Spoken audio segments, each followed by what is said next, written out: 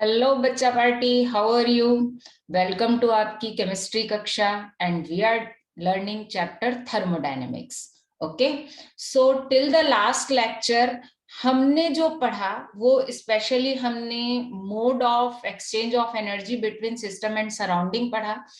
और उसमें हमने एक मेन पढ़ा कि हीट एंड वर्क के फॉर्म में एनर्जी कैसे एक्सचेंज होती है, और वर्क रिवर्सिबल वर्क डन क्या होता है, इरिवर्सिबल वर्क डन क्या होता है, हीट का एक्सचेंज कब होता है, ये सारी चीजें पढ़ी। ओके, अब अगर हम बोलें कि असली थर्मोडायनेमिक्स हम आज के लेक्चर से स्टार्ट करेंगे, तो आज के लेक्चर में हम देखेंगे इंटरनल एनर्जी क्या होती है and first law of thermodynamics. Okay, तो स्टार्ट करते हैं हम।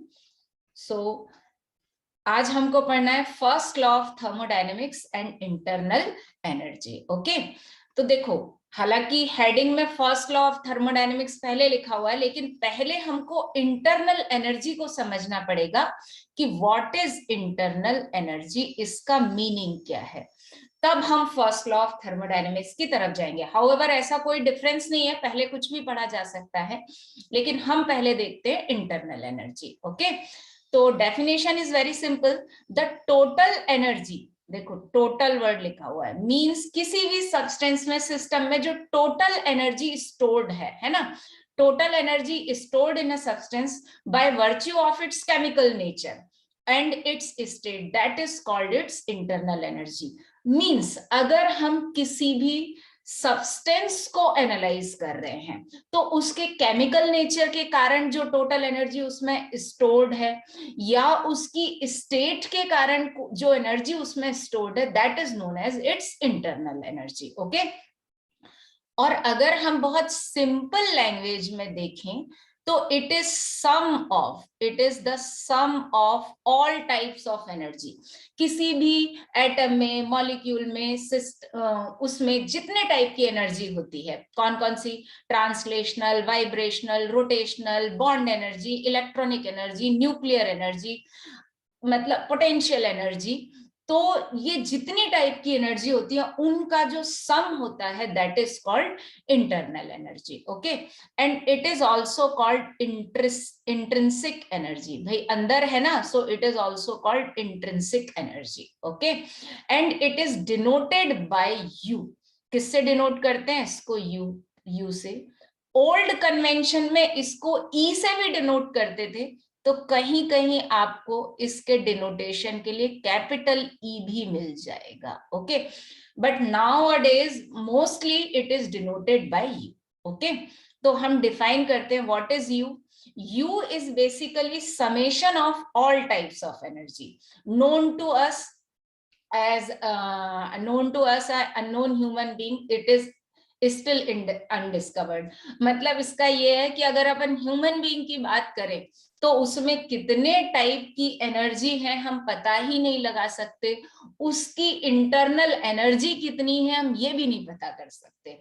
तो सिस्टम जितना कॉम्प्लिकेटेड होता जाएगा उसमें डिफरेंट टाइप की एनर्जीज क्या होती जाएंगी, इंक्लूड होती जाएंगी, और उसकी इंटरनल एनर्जी का हम कैलकुलेशन नहीं कर सकते। ओके, तो एक जनरल टर्म अगर अपन लिखें तो U is the sum of what, translational kinetic energy, rotational kinetic energy, vibrational kinetic energy, ये सब काइनेटिक एनर्जी के टाइप हो गए, है ना। फिर electrostatic potential energy, nuclear potential energy, bond energy and so on, blah blah blah. So energy term of undiscovered forces, सबका सम। Okay, अब इंपॉर्टेंट बात कहां से स्टार्ट होती है, यहां से। Hence, absolute value of U can never be calculated, only change in value of U can be calculated for a particular process or reaction. Means अगर कोई केमिकल रिएक्शन हो रही है या कोई एक प्रोसेस हो रहा है, तो हम एब्सोल्यूट वैल्यू यू की, इंटरनल एनर्जी की हम कैलकुलेट नहीं कर सकते। हाउएवर आइडियल गैस के लिए हम कांस्टेंट टेम्परेचर पर निकाल सकते हैं, वो अभी हम देखेंगे। लेकिन अगर कोई प्रोसेस हो रहा है या कोई केमिकल रिएक्शन हो रही है, तो उस केस में उस सिस्टम की हम सॉरी इंटरनल एनर्जी कैलकुलेट नहीं कर सकते। ओके, अब 2-3 छोटे छोटे पॉइंट हैं लर्निंग के जो पता होने चाहिए। Internal energy is state function और स्टेट प्रॉपर्टी, ठीक है। It's absolute value can not be determined, absolute value हम डिटरमाइन नहीं कर सकते हैं। ये हो गया point number 1। Point number 2, however change in internal energy हम निकाल सकते हैं। चेंज इन इंटरनल एनर्जी कैसे, कि जैसे कोई भी एक प्रोसेस अगर स्टेट ए पर है और उसके बाद वो कहां पहुंच जाता है, स्टेट बी पर पहुंच जाता है, ए से कहां पहुंच जाता है, बी पर पहुंच जाता है। ओके, तो यहां पर सपोज दैट उसकी इंटरनल एनर्जी यू ए थी और यहां पर कितनी थी, यू बी। तो डेल्टा यू इक्वल्स टू क्या होगा, that is U B, final state minus initial state. अब हम क्या कह रहे हैं, जो यहां पर लिखा है कि आप डेल्टा यू कैलकुलेट कर सकते हो, यू ए और यू बी नहीं बता सकते, नहीं कैलकुलेट कर सकते। इसका सीधा सा एक एग्जांपल मैं आपको देती हूं। जैसे आप किसी शॉप पर शॉपिंग करने के लिए जाते हो, तो जो शॉपकीपर होता है उसको नहीं पता कि आपके वॉलेट में कितना मनी है, उसको बिल्कुल नहीं पता, वो पता भी नहीं कर सकता। ओके, पॉसिबल भी नहीं है कि आपके वॉलेट में कितना मनी है। ओके, तो सपोज दैट शॉपकीपर ने ये दिमाग में लगाया कि आपके वॉलेट में एक्स है, जो मनी है वो एक्स है। ओके, अब आपके यहां से उसने आपने आपके यहां से नहीं, सॉरी, उसके यहां से आपने परचेजिंग की। ओके, और आपने सपोज दैट 2000 का कोई सामान जो है वो परचेज किया, तो आपने उसको 2000 रुपीज पे कर दिया। अब आपके पास कितना अमाउंट बचा है उसको ये भी नहीं पता, लेकिन उसको ये पता है कि आपके पास जो चेंज आया अमाउंट का वो 2000 का है। क्यों? क्योंकि आप उसके यहां से 2000 की शॉपिंग करके गए हो। ओके, तो इसी तरह से क्या होता है कि जब आप ये मान लो कि शॉपकीपर की जगह हम ऑब्जर्वर हैं और आप जब शॉपिंग करने जाते हो तो आप प्रोसेस में हो, ठीक है। तो आपके पास पहले कितनी इंटरनल एनर्जी थी हमको नहीं पता, बाद में कितनी इंटरनल एनर्जी हुई हमको नहीं पता, लेकिन ड्यूरिंग प्रोसेस आपने कितनी एनर्जी एब्जॉर्ब की, कितनी एनर्जी लूज की, ये हम कैलकुलेट कर सकते हैं।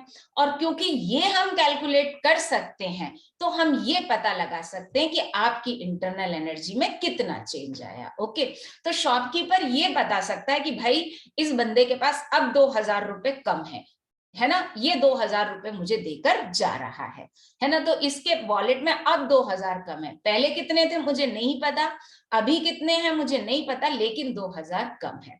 तो इसी तरह से हम चेंज इन इंटरनल एनर्जी को क्या कर सकते हैं, कैलकुलेट कर सकते हैं। इनिशियल कितनी थी एनर्जी ये नहीं पता, बाद में कितनी थी वो भी नहीं पता। ओके, अब point number 3, that is very important, internal energy of system depends on, भाई किस किस पर डिपेंड करती है ये भी तो हमको पता होना चाहिए ना। So it depends on quantity of the substance, ठीक है, एक्सटेंसिव प्रॉपर्टी है तो क्वांटिटी पे तो डिपेंड करेगी। तो ये क्या शो कर रहा है कि ये कैसी प्रॉपर्टी है, यू हम पढ़ चुके हैं, एक्सटेंसिव प्रॉपर्टी है,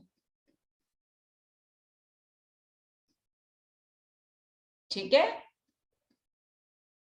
सीधी सी बात है, एक बंदा जाएगा शॉपिंग करने, उसके वैलेट में थोड़े कम पैसे होंगे, और उसी फैमिली से अगर 4 बंदे जाएंगे तो उस पूरे ग्रुप के पास, उस फैमिली के पास ज्यादा पैसे आ जाएंगे, है ना। केमिकल नेचर पर डिपेंड करती है, and temperature, pressure and volume पर डिपेंड करती है। ओके, अब देखो यहां पर ये वाली बात सही है कि टेम्परेचर, प्रेशर एंड वॉल्यूम पर भी डिपेंड करती है, लेकिन इस लाइन को हम थोड़ा आइडियल गैस के लिए ना इलेबोरेट करेंगे अभी आगे चल के, तो इसको थोड़ा सा होल्ड पे रखना, दोबारा हम इस लाइन पर आएंगे। इंपॉर्टेंट पॉइंट क्या है, ये नंबर 3 यहाँ कैसे आ गया उचक के, 3 तो मैंने यहां लिखा था, बड़ा बदमाश है, कहना नहीं मानता है बच्चा। For a given system, U is directly proportional to its absolute temperature, right? Means U is directly proportional to T, ठीक है। उसके बाद at constant volume, quantity of heat supply to the system means isochoric process में हम जो भी heat supply करते हैं वो या हीट निकालते हैं वो किस में चेंज लाता है, इंटरनल एनर्जी में लाता है। सप्लाई करेंगे तो there is increase in internal energy, और आइसोकोरिक प्रोसेस में अगर हम हीट क्या करेंगे, बाहर निकालेंगे, तो इंटरनल एनर्जी में क्या होगा, डिक्रीमेंट होगा। तो सिंपल सी बात है, एक लाइन हम यहाँ लिख लेते हैं और इसको हम प्रूव भी करेंगे। ये भी याद रखना, बिना प्रूफ के तो हम कुछ छोड़ेंगे ही नहीं, ठीक है। सो चेंज इन हीट मतलब dq at constant volume that is equals to del U. ये किसके बराबर होता है, डेल यू के। फर्स्ट लॉ में आज के लेक्चर में ही प्रूव करेंगे, इसको चिंता मत करो, और इसके साथ हम स्टेटमेंट भी लिखेंगे। ओके, तो ये हमको आज प्रूव करना है। डन। अब important adiabatic process. Adiabatic process में भाई dq तो जीरो होता है, कोई भी हीट एक्सचेंज या रिलीज नहीं होती। लेकिन अब क्या होता है, गैस अगर एक्सपेंड हो रही है एडियाबैटिक प्रोसेस में, गैस अगर एक्सपेंड हो रही है तो मॉलिक्यूल क्या कर रहे हैं, एक दूसरे से दूर दूर जा रहे हैं। तो दूर जाने के लिए वो अपनी इंटरनल एनर्जी को ही एब्जॉर्ब करते हैं, तब एक दूसरे का फोर्स ऑफ अट्रैक्शन ब्रेक करके, ओवरकम करके एक दूसरे से दूर दूर जाते हैं। तो क्योंकि गैस के मॉलिक्यूल ने अपनी internal energy force of attraction को ओवरकम करने में कर दी, दैट इज व्हाई क्या होता है, कूलिंग होती है। तो एडियाबैटिक एक्सपेंशन में हमेशा क्या होता है, कूलिंग होती है। हाउएवर इस पार्ट को अपन एडियाबैटिक प्रोसेस में और पढ़ेंगे। और एक चीज मैं आपको और बताऊं, एक लाइन बोली जाती है कि आइडियल गैस के केस में कोई चेंज नहीं होता। क्यों? क्योंकि आइडियल गैस हम ये मानते हैं कि वहां पर कोई अट्रैक्शन या रिपल्शन होता ही नहीं है। तो जब गैस के पार्टिकल दूर दूर जा रहे हैं तो अट्रैक्शन को ओवरकम करने के लिए उन्हें किसी हीट की जरूरत नहीं है।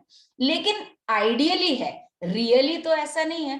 तो अगर हम डेली लाइफ में देखें तो डेली लाइफ में जब भी एडियाबैटिक एक्सपेंशन होगा तो गैस के पार्टिकल एक दूसरे से दूर दूर जाएंगे, और दूर जाएंगे तो वो फोर्स ऑफ अट्रैक्शन को क्या करना पड़ेगा, उनको ओवरकम करना पड़ेगा। अब फोर्स ऑफ अट्रैक्शन से लड़ने के लिए एनर्जी तो चाहिए ना, तो वो एनर्जी कहां से लाएं भाई, बाहर के सिस्टम से तो एनर्जी आ नहीं रही, क्योंकि हीट एब्जॉर्ब नहीं हो सकती। एडियाबैटिक वॉल है, बाउंड्री कैसी है, एडियाबैटिक है ना।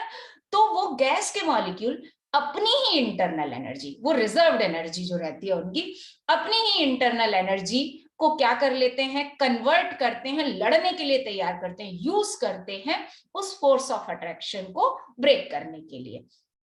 अब क्योंकि उन्होंने अपनी इंटरनल एनर्जी क्या कर ली, यूज कर ली, तो डेफिनेट सी बात है टेम्परेचर क्या होगा, डाउन होगा। ओके, ये कुछ चीजें मैं आपको बता रही हूं, ये याद रखना। जब अपन एडियाबैटिक प्रोसेस की तरफ आएंगे तब हम दोबारा इन चीजों को रिकॉल करेंगे, बार बार करेंगे तो अच्छे से याद होगा। So in adiabatic expansion gas क्या होती है, कूल होती है, it gets cooled because of decrease in internal energy. Okay, clear. और इसी तरह से अगर हम एडियाबैटिक कंप्रेशन की बात करें तो क्या होगी, हीटिंग होगी, क्योंकि कंप्रेशन में गैस के मॉलिक्यूल पास पास आएंगे, अट्रैक्शन होगा, अट्रैक्शन होगा तो हीट रिलीज होगी।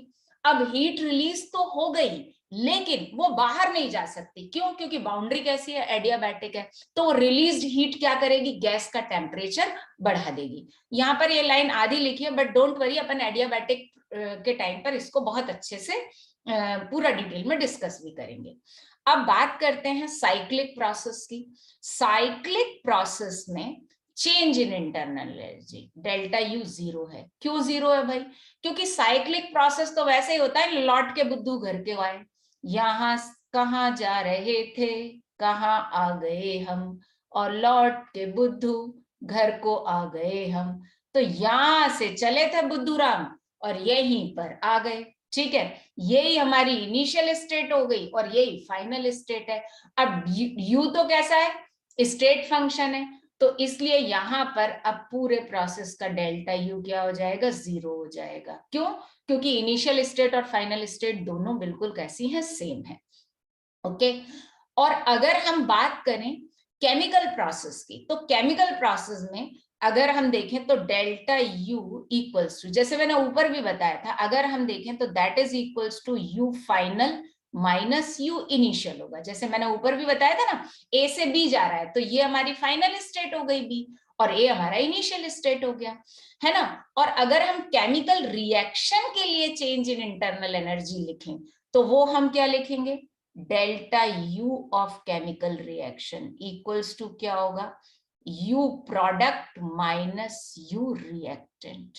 ओके, अब पॉइंट इज दैट कि एक्सोथर्मिक प्रोसेस में हीट क्या हो रही है, रिलीज हो रही है, ठीक है।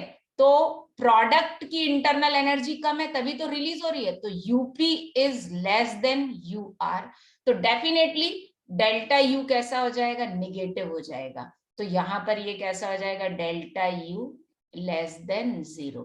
ये एस क्यों लिखा हो गया, गलती से हो गया, है ना। एंड एंडोथर्मिक प्रोसेस में क्या होगा, हीट एब्जॉर्ब होगी। ओके, हीट एब्जॉर्ब होगी तो डेफिनेट सी बात है प्रोडक्ट की इंटरनल एनर्जी ग्रेटर होगी, तो उसमें डेल्टा यू कैसा हो जाएगा, ग्रेटर देन 0 हो जाएगा। तो ये छोटे छोटे से लर्निंग के पॉइंट है जो याद रखने हैं आपको अबाउट द इंटरनल एनर्जी। अब अपन आते हैं असली बात पर। इंटरनल एनर्जी की डेफिनेशन हो गई, सब कुछ हो गया। अब डेल्टा यू का कैलकुलेशन कैसे करें, तो सबसे पहले हम देखते हैं, एक लाइन लिखी है, for an ideal gas U is function of temperature only, means U सिर्फ किस पर डिपेंड करता है, टेम्परेचर पर डिपेंड करता है। कैसे करता है देख लेते हैं, प्रूफ, बिना प्रूफ के तो हम बिल्कुल भी आगे नहीं बढ़ेंगे। सो फॉर आइडियल गैस अभी हम नहीं मान रहे कि सिर्फ टेम्परेचर का फंक्शन है, हम U को बोल रहे हैं कि it is function of temperature भी है, मोल भी है और वॉल्यूम भी है, राइट। आया समझ में, क्योंकि एक्सटेंसिव प्रॉपर्टी है तो हम उसको बोल सकते हैं, है ना। अब अगर हम इसको लिखें तो हम कैसे लिख सकते हैं, देखो, delta U equals to del U upon del T, यहां पर मैंने क्या कांस्टेंट कर दिया, वॉल्यूम एंड मोल कांस्टेंट कर दिया, that is del T, plus we can write del U upon del V, यहां क्या कांस्टेंट कर दिया मैंने, टेम्परेचर एंड मोल कांस्टेंट कर दिया, एंड डेल वी, प्लस अब मुझे क्या कांस्टेंट करना है, मुझे कांस्टेंट करना है volume and temperature. Okay, so del U upon del N, variable हमने मोल को वेरिएबल रख दिया, volume and temperature constant, that is equals to del N, right. तो इस तरीके से हम डेल्टा यू को लिख सकते हैं, है ना, बिल्कुल लिख सकते हैं। अब देखो, सिंपल सी बात है, अगर गैस का अमाउंट फिक्स है, कंपोजिशन फिक्स है, तो डेल एन क्या हो जाएगा, 0 हो जाएगा, है ना। मोल तो चेंज होंगे नहीं किसी प्रोसेस में, अगर गैस जा रही है, किसी केमिकल रिएक्शन में नहीं जा रही है लेकिन किसी फिजिकल प्रोसेस में जा रही है, और उसका कंपोजिशन अगर अपन फिक्स रखते हैं, सो फॉर फिक्स्ड कंपोजिशन, ठीक है, या फिक्स्ड अमाउंट भी बोल सकते हैं, एक से ज्यादा गैस हो तो आप कंपोजिशन बोल दो, फॉर फिक्स्ड कंपोजिशन और अमाउंट। देखो सिंपल सी बात है, dn इक्वल्स टू 0, ठीक है। तो भाई एक टर्म जो थी हमारी ये वाली तो सॉल्व हो गई, dn हमारा क्या हो गया, 0 हो गया, ठीक। उसके बाद एक और चीज भी आती है, देखो, अगर हम बोलते हैं del U upon del V, इसमें हम क्या कर देते हैं, मोल और टेम्परेचर कांस्टेंट कर देते हैं, ठीक है। अब क्या चेंज हो रहा है, सिर्फ वॉल्यूम चेंज हो रहा है, तो that is called what, internal pressure. It is called, हमने केटीजी में पढ़ा था, that is called what, internal pressure. और internal pressure of ideal gas that is equals to what, that is equals to n square a by v, ठीक है। ये हमने किससे निकाला, बाय वेंडर वॉल इक्वेशन, पढ़ चुके हैं ना, तो using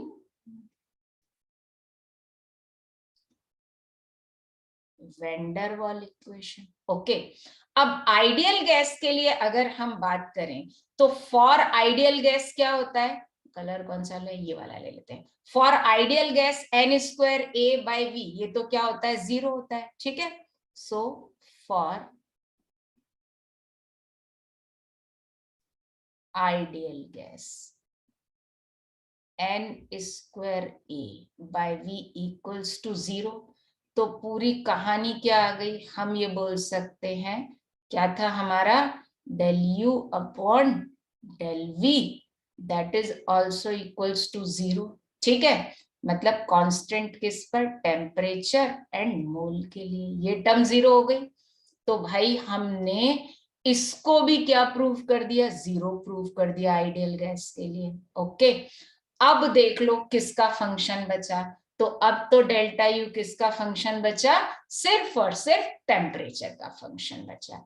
therefore delta U is function of, या ऐसा लिख देती हूं, इतना क्यों लिखूं, ऐसे भी तो लिख सकते हैं। तो जो अल्टीमेटली बचा that is function of temperature only, okay. तो आइडियल गैस के लिए change in internal energy is function of temperature only. इसका सीधा सा मतलब है कि आइडियल गैस के लिए डेल्टा यू वॉल्यूम पर और प्रेशर पर किसी पर डिपेंड नहीं करता, it depends only on temperature, okay, clear. Ideal gas के लिए, है ना। तो इसको हम लिख भी देते हैं, ये भी हमारे काम का ही पॉइंट है यहाँ, है ना। So delta U depends only on temperature, ठीक है, for what, ideal gas. Done, चलो आगे बढ़ते हैं। तो ये तो हमारे पास u का नेचर, डेल्टा u का हमको पता चल गया, है ना, किस पर डिपेंड करता है। अब देखो एक और नोट है, विथ चेंज इन टेम्परेचर, भाई टेम्परेचर का फंक्शन है तो टेम्परेचर के साथ हो रहा है, with change in temperature only kinetic energy get change. भाई ये भी एक बड़े इंपॉर्टेंट बात है, जब हम टेम्परेचर में चेंज करेंगे तो सिर्फ काइनेटिक एनर्जी चेंज होगी, हम केटीजी में पढ़ चुके हैं, पोटेंशियल एनर्जी में कोई भी चेंज नहीं आएगा, है ना। तो डेल्टा यू अब हमारा किसका सम हो गया, मतलब delta U is equal to delta of translational kinetic energy plus delta of rotational kinetic energy plus delta of vibrational kinetic energy, और बाकी सब 0 0 0 हो गए। क्यों, क्योंकि सिंपल सी बात है, बाकी किसी में चेंज आएगा ही नहीं, ओके। तो अल्टीमेटली एक पॉइंट आया कि delta U depends of translational kinetic energy, मतलब rotational change in delta U depends in change in translational kinetic energy, change in rotational kinetic energy and change in vibrational kinetic energy, okay. अब इसी concept को हम आगे बढ़ा के पढ़ते हैं, law of equipartition of energy and degree of freedom, ठीक है।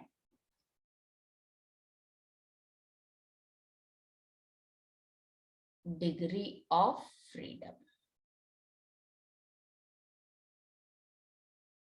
देखो अब हम देखें कि मतलब गैस के हर मॉलिक्यूल के साथ कितनी एनर्जी एसोसिएट है, 1/2k2, so energy equal to 1/k2 is associated with each degree of freedom per molecule of ideal gas, means अगर हम देखें तो आइडियल गैस का जो एक मॉलिक्यूल है और एक मॉलिक्यूल पर with each degree of freedom कितनी एनर्जी एसोसिएट है, हाफ kT, ओके। तो हम इसको कैसे लिख सकते हैं, that means internal energy per molecule that is equal to F, F क्या हो गया, F is degree of freedom.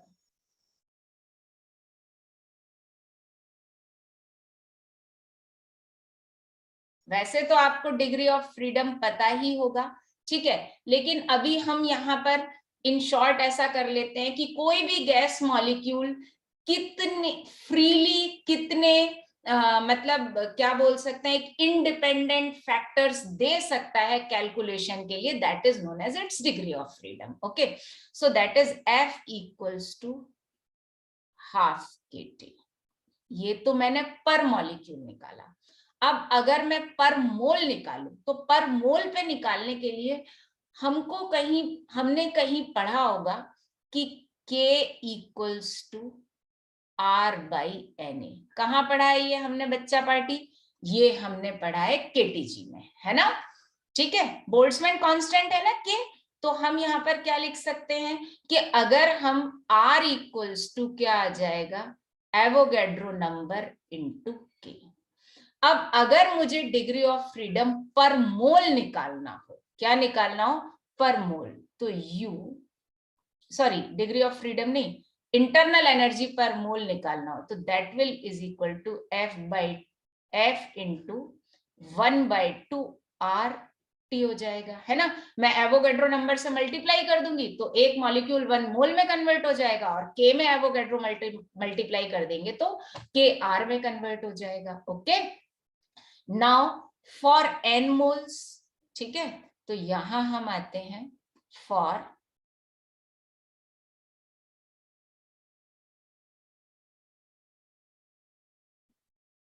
n moles. ठीक है, तो U इज इक्वल टू क्या हो गया, F/2. मैं 1/2 को ऐसे लिख देती हूँ, that is equal to nRT. Right, it is the internal energy associated with n number of moles at T temperature. ठीक है, अब देखो हमने पढ़ा कि U is the function of temperature. तो यहां से हम थोड़ा सा इसको पढ़ते हैं. यहां पर मैं किस कलर से लिखना स्टार्ट करूं, यस यस यस, देखो सिंपल सी बात है, eight T1 U1 equals to क्या होगा, F/2 nRT1. Okay, and eight T2 क्या हो जाएगा, डेफिनेट सी बात है, इंटरनल एनर्जी चेंज हो जाएगी because it is function of temperature. So that is equals to F/2 nRT2. Okay, यहां मैंने टेम्परेचर T1 से क्या कर दिया, T2 कर दिया. मींस ये हमारी इनिशियल स्टेज थी, गैस हमारी इनिशियली इस स्टेट में थी, और ये इसकी फाइनल स्टेट आ गई. अब अगर डेल्टा U निकालें हम, तो डेल्टा U हम कैसे निकालेंगे, ठीक है. So delta U equals to क्या होगा, U2 minus U1. Okay, value put कर दें, it is equation 1 and it is equation 2. ये वैल्यू पुट कर दें अगर हम, तो हमारा क्या आएगा, डेल्टा U इक्वल्स टू आ जाएगा change in internal energy F/2 nR common आ गया, और दैट इज क्या हो गया, T2 माइनस T1. और वी कैन राइट हियर, क्या लिख सकते हैं, delta U equals to means change in internal energy equals to F/2 nR delta T. Okay, clear. तो ये फॉर्मूला काम का है, आगे न्यूमेरिकल में हमको काम में आएगा. मींस T1 टेम्परेचर पर गैस की इंटरनल एनर्जी कितनी थी, T2 पर कितनी थी, और उसका डिफरेंस भी हम क्या कर सकते हैं, निकाल सकते हैं. ओके, है ना. अब देखो, अगर टेम्परेचर कांस्टेंट है किसी आइडियल गैस के लिए, मींस T कांस्टेंट है, मैं यहां पर आ जाती हूँ. T कैसा है, कांस्टेंट है. ओके, उसके मोल्स भी हमको पता है, और उस डिग्री ऑफ फ्रीडम तो हमको पता ही होता है, अभी मैं आगे जाके बता ही रही हूँ. तो हम उसकी इंटरनल एनर्जी भी कैलकुलेट कर सकते हैं फॉर आइडियल गैस. ओके, तो ओनली फॉर आइडियल गैस हम इंटरनल एनर्जी पता कर सकते हैं when temperature is constant. Okay, clear. ये लास्ट में मैं नोट लिख दूंगी. अब देखो, हमने अभी पढ़ा कि जो इंटरनल एनर्जी है वो बेसिकली अगर अपन देखें तो काइनेटिक एनर्जी में चेंज के साथ ही चेंज हो रही है, क्योंकि टेम्परेचर चेंज होने में काइनेटिक एनर्जी में ही चेंज हो रहा है. ओके, तो देखो, vibrational energy change for temperature, temperature पर वाइब्रेशनल एनर्जी चेंज होती है but increment can be neglected, right. Increment को हम क्या कर सकते हैं, नेग्लेक्ट, बहुत कम चेंज होता है ना। अब बेसिकली यहाँ पर दो ही बचा, translational kinetic energy and rotational kinetic energy. Okay, तो अब जो डिग्री ऑफ फ्रीडम एफ है, ये दो तरह की डिग्री ऑफ फ्रीडम का सम हो गई। किसका, translational degree of freedom plus rotational degree of freedom. Okay, clear. So F is the sum of two type of degree of freedom, translational degree of freedom plus rotational degree of freedom. Vibrational kinetic energy में जो change होता है वो negligible होता है, इसलिए हमने उसको हटा दिया। Translational degree of freedom is 3 for all type of gases. आप कोई भी गैस ले लो, मोनोएटॉमिक ले लो, डायएटॉमिक ले लो, पॉलीएटॉमिक ले लो, लीनियर ले लो, translational kinetic energy is 3 for all the gases. Rotational degree of freedom vary करती है. So for monoatomic gas it is 0. Diatomic और linear polyatomic gas, polyatomic, ठीक है, मतलब डायटोमिक तो नो डाउट लीनियर ही होते हैं। तो यहां पर एक्चुअली शेप से ज्यादा मतलब है, गैस को कैसा होना चाहिए, लीनियर होना चाहिए, वेदर इट इज डायटोमिक और पॉलीएटॉमिक। तो यहां हम एग्जांपल लें, जैसे H2 है, भाई सीधी लाइन में ही दो एटम जोड़ेंगे, डायटोमिक है, Cl2 है, डायटोमिक है, CO2 है पॉलीएटॉमिक लेकिन लीनियर है, हाइब्रिडाइजेशन कार्बन का sp शेप कैसा है, लीनियर है, HCF2 ये भी लीनियर है, हाइब्रिडाइजेशन इसका कैसा है, इसका हाइब्रिडाइजेशन है sp3 8 + 2 10, हाँ sp3d विथ 3 लोन पेयर है, ये भी लीनियर है। तो ये पॉलीएटॉमिक लीनियर की कैटेगरी में आ जाते हैं। किसकी कैटेगरी में आ जाते हैं, ये दोनों हैं लीनियर बट पॉलीएटॉमिक, लेकिन इनकी रोटेशनल डिग्री ऑफ फ्रीडम हम 2 ही कंसीडर करेंगे। ओके, और नॉन लीनियर जो गैसेस हैं, पॉलीएटॉमिक गैसेस, डायटोमिक तो ऑलवेज लीनियर होगी ही होगी, तो नॉन लीनियर गैसेस के लिए जो रोटेशनल डिग्री ऑफ फ्रीडम है वो 3 है। अब अगर हम टोटल F निकालें तो मोनो एटॉमिक के लिए क्या हो जाएगा, 0 + 3 मतलब 3 हो जाएगा, और डायटोमिक एंड और लीनियर पॉलीएटॉमिक के लिए क्या हो जाएगा, 2 + 3 5 हो जाएगा, और नॉन लीनियर पॉलीएटॉमिक के लिए 3 + 3 क्या हो जाएगा, 6 हो जाएगा। Okay, so it is the degree of freedom for different kind of gases. Okay, तो अब जैसे एक एग्जांपल है कि एक कंटेनर में अगर सॉरी 2 कंटेनर लिए मैंने, 2 कंटेनर लिए, एक कंटेनर में मैंने रखा CO2, ठीक है, काफी भारी भरकम गैस है। ओके, और दूसरे छोटे से कंटेनर में मैंने रखा नन्ही मुन्नी सी गैस H2। दोनों का टेम्परेचर मैंने सेम रखा हुआ है, ठीक है, वॉल्यूम से मुझे कोई लेना देना नहीं है, और दोनों के मोल भी सेम है। यहां पर भी मैंने इसका 1 मोल ऐड किया है और यहां पर भी मैंने इसका 1 मोल ऐड किया है। ओके, अब अगर हम देखें तो इसके लिए F की वैल्यू क्या है, इसकी डिग्री ऑफ फ्रीडम 5 है और इसका भी F की वैल्यू क्या है, 5 है। तो इन दोनों गैसेस की इंटरनल एनर्जी बिल्कुल सेम होगी। U = क्या होगा, F/2 nRT। Okay, temperature same है, इफ टेम्परेचर इज नोन, कितना भी हो, 300 केल्विन हो, 400 केल्विन हो, टेम्परेचर नोन है, मतलब हमको सिर्फ टेम्परेचर चाहिए और क्या चाहिए, मोल चाहिए। तो इन दोनों की इंटरनल एनर्जी कैसी होगी, बिल्कुल सेम होगी। Okay, clear. हालांकि है रियल गैस, लेकिन हमने कंसीडर कर ली आइडियल गैस, क्या करें, आइडियल गैस तो कोई होती ही नहीं है, मजबूरी है, कर लेंगे भाई, कोई दिक्कत नहीं है।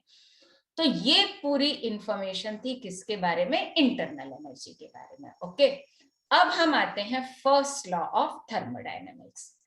बड़ा सिंपल है, it is law of energy conservation और law of conservation of energy means energy of total universe is always conserve, means universe की टोटल एनर्जी कंजर्व है, ना वो कम हो सकती है ना वो ज्यादा हो सकती है, ठीक है। तो अब वो कम ज्यादा क्यों नहीं हो सकती? क्यों? क्योंकि वो आइसोलेटेड है, उसके अंदर कुछ आ नहीं सकता, उसके बाहर से कुछ जा नहीं सकता। हाँ, लेकिन एक सिंपल सी बात है, उसकी उस यूनिवर्स के अंदर जो एनर्जी है वो एक फॉर्म से दूसरे फॉर्म में कन्वर्ट जरूर हो सकती है। ओके, तो यही हमारा फर्स्ट लॉ ऑफ थर्मोडायनेमिक्स है। देखो, total energy of an isolated system is always conserved, ठीक है।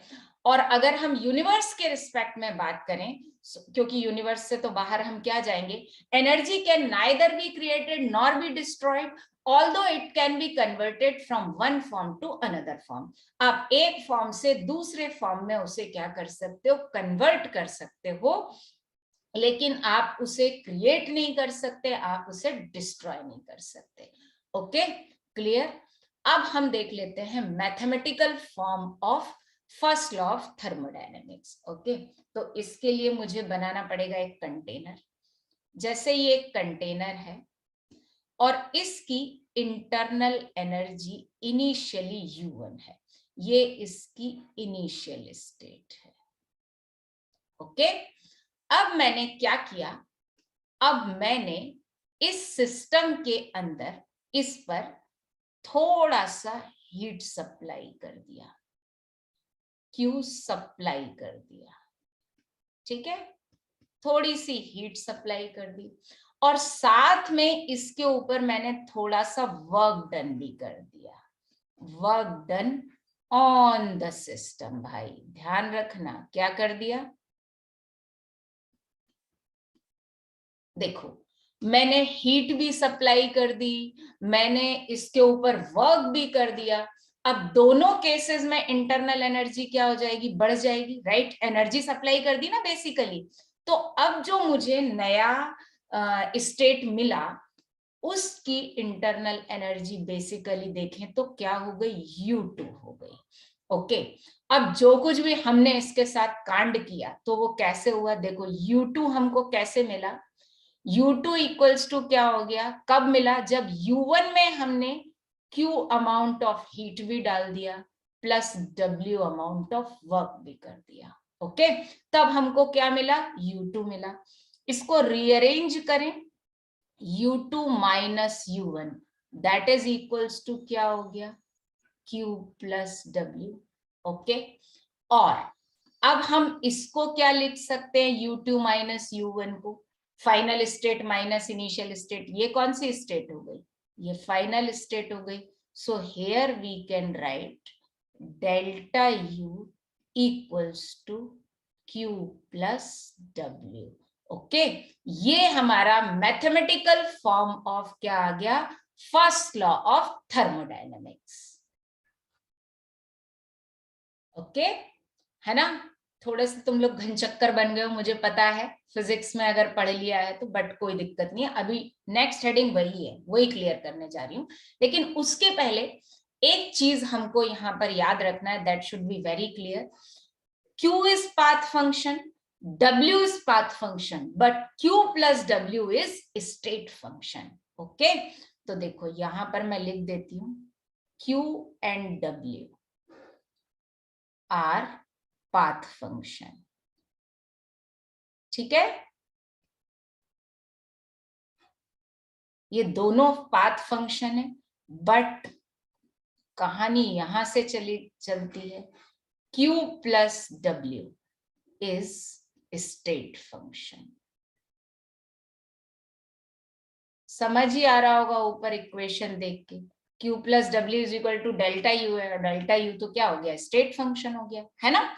ओके, अब सोच रहे होगे अगर किसी बच्चे ने फिजिक्स में पढ़ लिया है फर्स्ट लॉ ऑफ थर्मोडायनेमिक्स कि ये तो हमने वहां पर Q माइनस W पढ़ा था, कोई दिक्कत नहीं है। देखो बता देते हैं, सबसे पहले क्या करते हैं, फिजिक्स का ही बताती हूँ।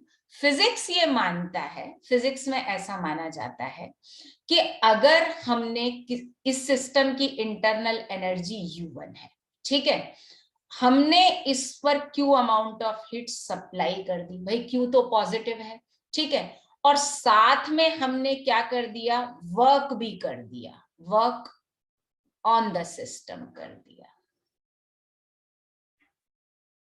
यहाँ साइन कन्वेंशन का प्रॉब्लम है।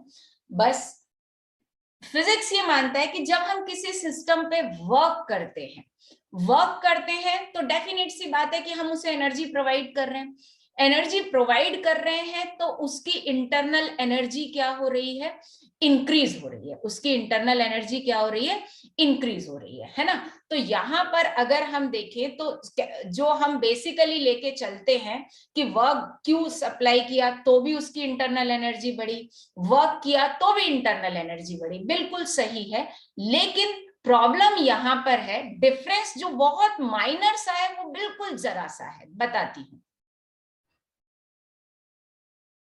अब इस साइन कन्वेंशन को समझने के लिए कि work done on the system का साइन फिजिक्स में क्या होता है, हमको थोड़ा दूसरे तरीके से देखना पड़ेगा। ओके, केमिस्ट्री में क्या होता है वो हम आईयूपीएसी कन्वेंशन में पढ़ ही चुके हैं कि work done by the system negative होगा, work done on the system कैसा होगा, पॉजिटिव होगा, है ना। तो ये इधर सारी जो प्रॉब्लम है ना वो इसी के साइन कन्वेंशन में है। तो यहीं से हम देखते हैं। तो फिजिक्स में एक मैं फिर से ब्लू बॉक्स बना लेती हूँ। देखो उन्होंने ब्लू बॉक्स से अब काम नहीं चलेगा, मुझे दूसरे तरीके से बताना पड़ेगा। देखो फिजिक्स में ऐसा बोला गया, क्योंकि केमिस्ट्री में क्या क्या है मैं ऊपर बता चुकी हूँ। ओहो सीधा बन जा रहे, ओ टेढ़े ओ टेढ़े ओ सीधा हो जा रहे। नहीं बनेगा तो फिर टेढ़े से ही काम चलाएंगे भाई, क्या करें। नहीं देखो गाना सुन के सीधा हो जाता है, वो भी हो जाना हो गया, काफी हद तक सीधा हो गया, है ना। तो उसको उन्होंने इस तरीके से बताया कि जैसे एक गैस है, राइट, और पहले हमने इसकी इंटरनल एनर्जी U1 है, ओके, और हमने इसमें क्या किया, Q amount of heat supply किया। तो जैसे ही हम Q amount of heat supply करेंगे इंटरनल एनर्जी बढ़ेगी, सिंपल सी बात है। हीट सप्लाई करेंगे गैस के मॉलिक्यूल की काइनेटिक एनर्जी बढ़ेगी, काइनेटिक एनर्जी बढ़ेगी तो U बढ़ेगा, इंटरनल एनर्जी बढ़ेगा।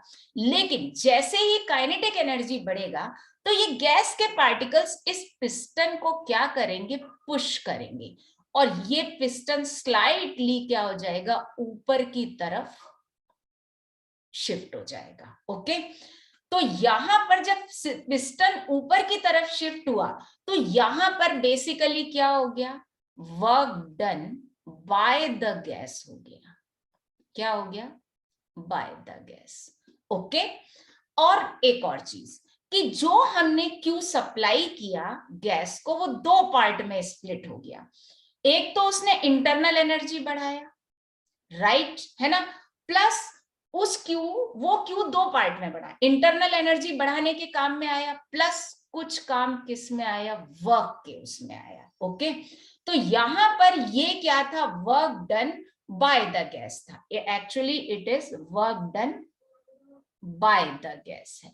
ओके, तो अगर हम इस कन्वेंशन को देखें तो फिजिक्स के according work done by the gas उन्होंने कैसा कंसीडर किया, पॉजिटिव कंसीडर किया। ओके, हमने क्यू सप्लाई किया, क्यू सप्लाई किया तो कुछ पार्ट इंटरनल एनर्जी में बढ़ाया और कुछ पार्ट इंटरनल एनर्जी में बढ़ा और उससे काइनेटिक एनर्जी बढ़ी, काइनेटिक एनर्जी बढ़ी तो गैस के मॉलिक्यूल ने पिस्टन को क्या कर दिया, ऊपर की तरफ लिफ्ट कर दिया।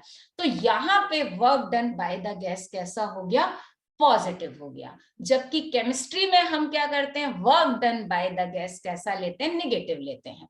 अब जब ये पॉजिटिव हो गया तो work done on the gas कैसा हो जाएगा, निगेटिव हो जाएगा। ओके, तो इसके अकॉर्डिंग हम दोनों तरीके से ये भी करें तो ये क्या है, work done by the gas हो गया। तो यहां पर हम क्या लिख सकते हैं, यहीं से बता देती हूं कि अगर आपने फिजिक्स में पढ़ा होगा तो ऐसा पढ़ा होगा, delta U is equal to Q minus W। अब बोलोगे कि एक जगह प्लस एक जगह माइनस कैसे हो गया, भैया कोई दिक्कत नहीं है। केमिस्ट्री में W इज इक्वल टू होता है माइनस P डेल्टा V और फिजिक्स में W इज इक्वल टू होता है P delta V। Ultimately W की वैल्यू आप पुट कर दोगे, W की वैल्यू जब आप पुट कर दोगे तो फाइनली आपको एक रिलेशन मिल जाएगा फिजिक्स केमिस्ट्री दोनों में, that is Q minus P delta V। Okay, तो थोड़ा सा डिफरेंस साइन कन्वेंशन का है वर्क डन में, बस इतना सा है। और एक्चुअली अगर एक्सप्लेनेशन देखें तो केमिस्ट्री में इंटरनल एनर्जी को प्राइम रख के एक्सप्लेनेशन किया कि पहले इंटरनल एनर्जी U थी, फिर उसे Q सप्लाई कर दिया, फिर उस पर वर्क कर दिया, मतलब पिस्टन को थोड़ा कंप्रेस भी कर दिया, गैस को कंप्रेस भी कर दिया, है ना, दोनों काम एक साथ किए, तो उसकी इंटरनल एनर्जी क्या हो गई, U2 हो गई। और यहां पर Q को मेन फैक्टर लिया कि जब हमने Q सप्लाई किया, यहां पर से मेरा मतलब फिजिक्स में मेन फैक्टर किसको लिया, हीट को लिया, कि जब हम Q हीट सप्लाई करते हैं सिस्टम को तो वो दो पार्ट में स्प्लिट हो जाती है, इंटरनल एनर्जी में भी इंक्रीमेंट करती है, थोड़ा सा वर्क भी करती है। ओके, तो ये एक थोड़ा सा डिफरेंस है ना। तो आपको बस बेसिकली ये याद रखना है कि W is equal to minus P del V हम केमिस्ट्री में लेके चलते हैं, W is equal to P del V हम किस में लेके चलते हैं, फिजिक्स में लेके चलते हैं। ओके, और डिफरेंस है वर्क डन के साइड में, work done on the system and work done by the system. Okay, so that is the first law of thermodynamics. ये कुछ न्यूमेरिकल्स हैं 1 2 3, फटाफट कर लेते हैं। During an expansion of ideal gas, work done by the gas is 100 joule. Chemistry है, physics नहीं है, work done by the gas, ठीक है, work done by the gas that is equals to 100 joule. तो साइन क्या लेंगे, bye the gas कैसा हो जाएगा, बाय द सिस्टम क्या हो जाएगा, निगेटिव हो जाएगा, है ना। तो ये IUPAC कन्वेंशन हमको याद रखना है, शायद इसी में ही है, मैंने बताया था बाय द सिस्टम एक्सपेंशन है, निगेटिव लिया जाएगा। ओके, है ना। और साथ में and the heat capacity of the process is form to be plus 2 joule per second. Okay, तो मतलब अगर हम ये देखते हैं कि DQ क्या आ गया, उसमें 2 जूल पर डिग्री सेल्सियस आ गया। ओके, तो हमको चेंज इन क्या निकालना है, इंटरनल एनर्जी। ओके, अब यहां पर heat capacity of the process है, तो ये मेरा क्या हो जाएगा, डेल्टा T हो जाएगा। आगे की लाइन पढ़ते हैं, सॉरी कैपिटल T लिखना था, कोई बात नहीं, स्मॉल भी लिख लेते हैं। If the final temperature of gas is 25 degree Celsius higher, मैंने एक चीज नहीं लिखी, हम DQ इज इक्वल टू क्या लिखेंगे, C delta T, right, capital T कर देते हैं उसको, है ना। हीट कैपेसिटी 25 2 गिवन है, सॉरी, और डेल्टा T कितना गिवन है, 25, है ना। तो वैल्यू फटाफट रख के आंसर निकाल लेते हैं। सो DQ इज इक्वल टू क्या हो गया, 2 इंटू 25। देखो जब डिफरेंस की बात आए तो डिग्री केल्विन दोनों में इक्वल है, so that is equals to 50 joule. Work done कितना है, 100 जूल, डेल्टा U निकाल लेते हैं, that is equals to DQ plus W, so that is equal to 50 minus 100, so that is equal to minus 50 joule. ठीक है भैया, sign का जो है बहुत ज्यादा आपको ध्यान रखना है, वो 100 जूल है, वर्क का साइन कैसा है, नेगेटिव है। ओके, अब आते हैं इलस्ट्रेशन 2 पर। If a gas at pressure of 10 atm 300 Kelvin expand against constant external pressure of 2 atm from volume 10 liter to 20 liter with absorption of 800 joule, find work done and delta E। देखो work done अगर हम निकालेंगे तो that is equal to minus P delta V। Clear बच्चा party, है ना। और दूसरी बात, यहां पर एक टर्म आई constant external pressure, work done against constant external pressure. वैसे इरिवर्सिबल प्रोसेस है, लेकिन अभी मैंने रिवर्सिबल तो आपको सिखाया ही नहीं है ना। Against constant external pressure, but पता होना चाहिए external pressure is irreversible work.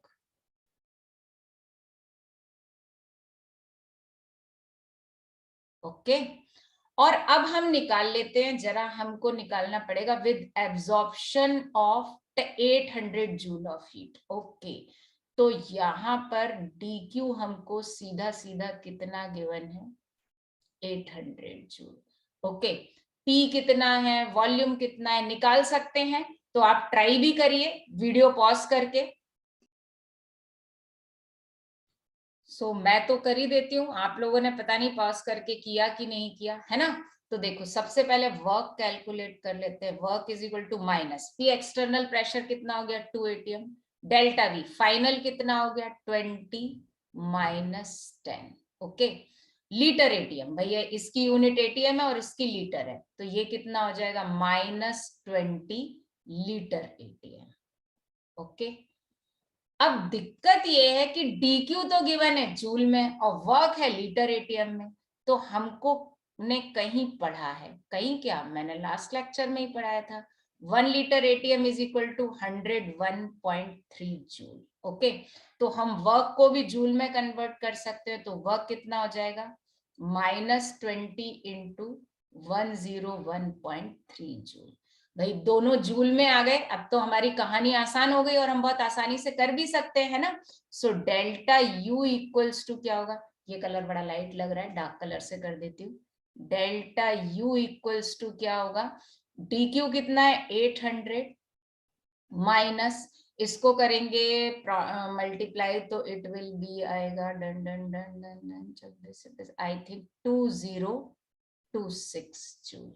तो डेल्टा यू आ जाएगा हमारा -1226। देख लेना भाई, भूल चूक लेनी देनी कैलकुलेशन में आना इतना ही चाहिए, है ना, इतने जूल। ये चेंज इन इंटरनल एनर्जी हो गया। और वर्क डन कितना हो गया, वर्क डन हो गया हमारा ये रहा ये रहा ये रहा ये रहा ये रहा, इतनी जूल। जूल में पूछा है तो कितना हो जाएगा -2026 जूल। ओके, इसी तरह से हम थर्ड क्वेश्चन भी ले लेते हैं।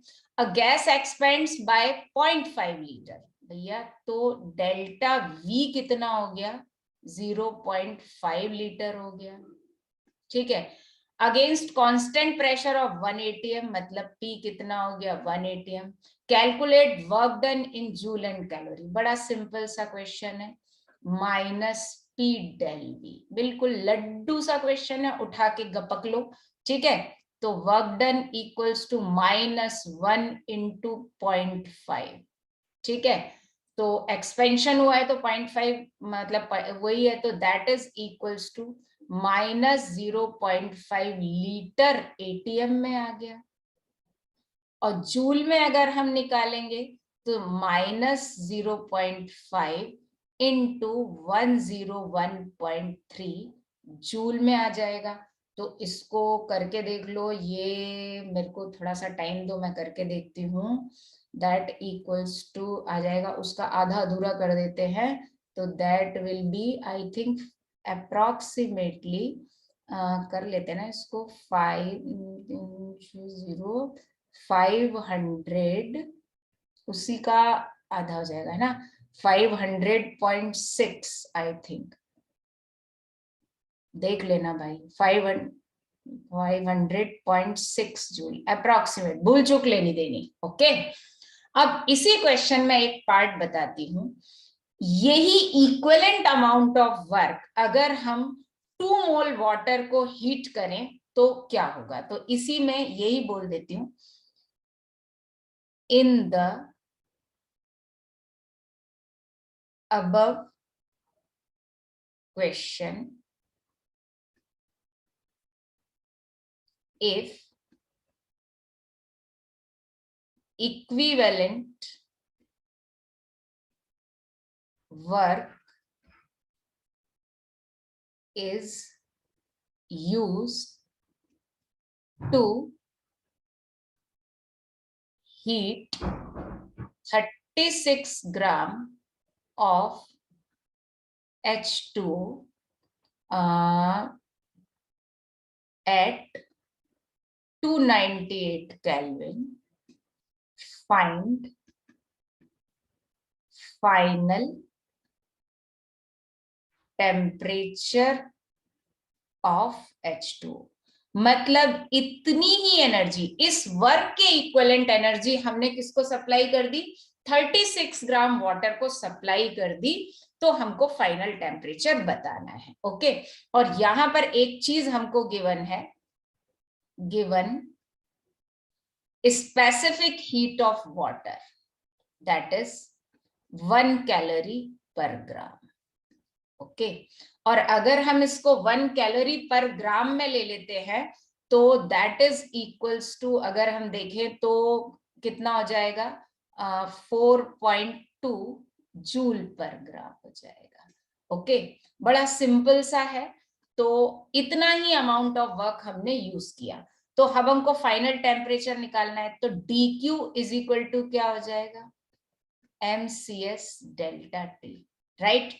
dq मतलब इतना ही वर्क हमने यूज किया है, तो ये कितना हो गया, अगर हम देखें तो that is equals to, calculate करो भाई। सो बच्चा पार्टी मैंने कैलकुलेशन किया, यहां पर नहीं, ये 50 होगा, 500 नहीं होगा, सॉरी, दैट इज 50.6 जूल के होगा, 500 गलती से हो गया है ना। तो अब अपन आगे करते हैं, अभी मैंने कैलकुलेट करके देखा, चेक करके, तो मुझे लगा था कुछ गड़बड़ है। चलो, तो ये अब इस क्वेश्चन में dq is equivalent to work done, मतलब यहां से हमको जो, सॉरी माइनस भी लगाना भूल गई थी मैं, मतलब जितनी हीट यहां से इस इक्वलेंट वर्क के अकॉर्डिंग, मतलब dq हमने कितना सप्लाई किया, 50.6 जूल, इस वर्क के इक्वलेंट वर्क के इक्वलेंट एनर्जी हमने हीट में कन्वर्ट करके वाटर को दी। ओके, अब देखते हैं टेम्परेचर कितना बढ़ा। ये क्वेश्चन बड़े सिंपल सिंपल से हैं, तो dq की जगह क्या पुट कर देते हैं, dq की जगह हमको पुट करना है दैट इज 50.6। अब कई बार लोग बच्चे सोच रहे होंगे माइनस का साइन क्यों नहीं रखा, अरे भैया सप्लाई कर रहे हैं तो माइनस क्यों रखेंगे, मास कितना गिवन है 36, 1 कैलोरी पर ग्राम हीट कैपेसिटी है, तो जूल में हो जाएगी 4.2, और डेल्टा टी निकाल लेते हैं, राइट। तो भाई भूल चूक लेनी देनी, आज अभी कैलकुलेटर नहीं रखा है मैंने पास में, और बिना सॉल्व किए बस ऐसे ही रैंडमली क्वेश्चन कर रही हूँ। 36 इंटू 4.2, तो इसको मैंने अभी सॉल्व कर लिया है, तो दैट इज अराउंड 0.335 के अराउंड आएगा, मींस 0.335 डिग्री टेम्परेचर क्या होगा, इंक्रीज होगा। तो फाइनल टेम्परेचर क्या हो जाएगा, 298 तो थाई प्लस 0.335, ये फाइनल टेम्परेचर हो जाएगा इतना केल्विन। ओके, तो ये भी फर्स्ट लॉ पर बेस्ड क्वेश्चन आते हैं कि इस इक्विवेलेंट वर्क से हम किसी को हीट करें तो उसका फाइनल टेम्परेचर क्या होगा with heat capacity. Okay, so happy learning, खूब पढ़ो, have a nice day. Okay, अब नेक्स्ट लेक्चर में हम पढ़ेंगे enthalpy. Okay, done, bye bye.